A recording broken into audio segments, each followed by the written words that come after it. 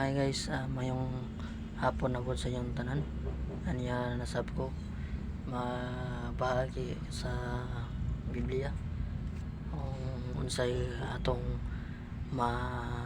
kuha na po sa itong una-una o unsa na po ng atong mabasa ani sa Biblia.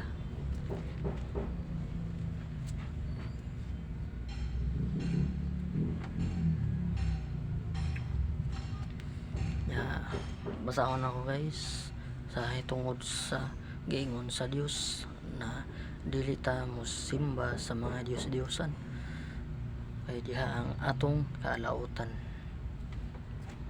Akong basahon guys kung unsa ang gitudlo sa Biblia.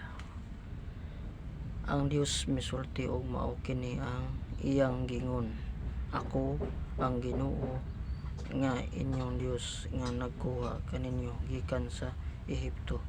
Diin kamo naulipon, ayaw pagsimba og laing Dios gawas kanako, ayaw pagbuhat og Dios o larawan sa bisan unsa didto sa langit o dinhi sa yuta o dinha sa tubig nga anaa ilalom sa yuta.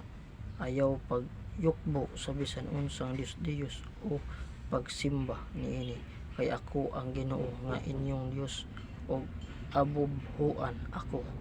Silutan ko kadtong nagsalikway kanako, lakip ang ilang mga kaliwat hangtod sa ikatulo o ikaupat ng kaliwatan.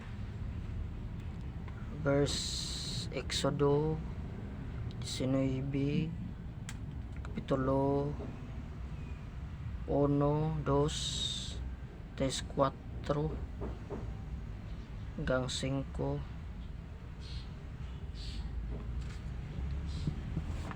Salamat guys. Follow and share. God bless.